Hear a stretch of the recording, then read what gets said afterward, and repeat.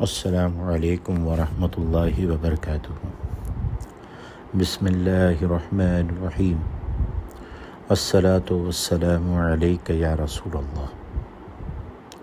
سوال۔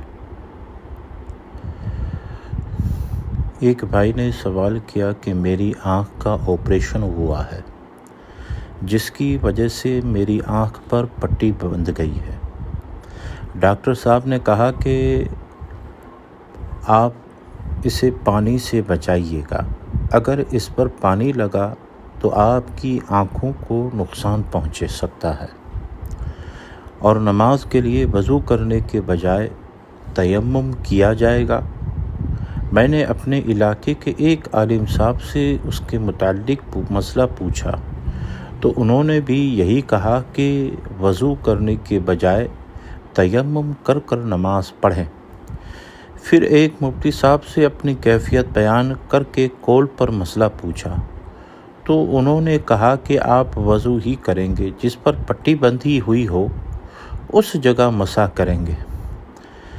تو اب اس صورت میں وضو کا کیا حکم ہے؟ کیا مجھے تیمم کی اجازت ہے؟ بسم اللہ الرحمن الرحیم۔ جناب، اس کا جواب یہ ہے کہ پوچھی گئی صورت میں آپ پر وضو کرنا لازم ہے، تیمم کرنے کی اجازت نہیں۔ اب اس مسئلے کی وضاحت اور تفصیل یہ ہے کہ اگر اعضائے وضو پر زخم کی وجہ سے پٹی بندھی ہوئی ہو اور اس پٹی پر پانی بہانا نقصان دہ ہو تو اس پٹی والے حصے کے علاوہ باقی اعضائے وضو کو جن کو وضو میں دھویا جاتا ہے ان کو دھونے کا حکم ہے، اس پٹی پر مسح کرنے کا حکم ہے۔ اگر اس پٹی پر مسح کرنا بھی نقصان ہو تو اتنے حصے کو چھوڑ دیں اور باقی اعضائے وضو کو دھو لیں کہ اس کے حق میں اسے دھونا یا مسح کرنا کا حکم ساقط ہے۔ نیز جس شخص نے غلط مسئلہ بتایا اس پر توبہ لازم ہے کہ بغیر علم شرعی کے حکم بتانا حرام۔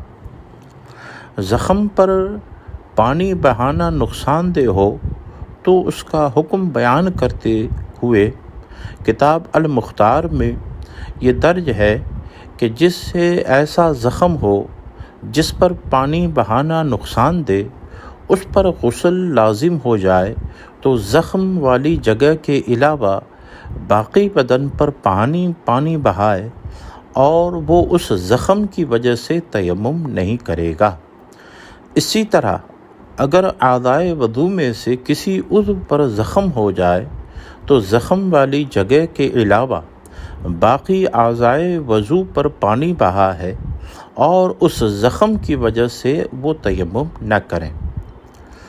اب در مختار میں ہے کہ زخم کے جگہ کو کب دھویا جائے گا، کب اس پر مسح کیا جائے گا اور کب مسح کرنا بھی معاف ہے۔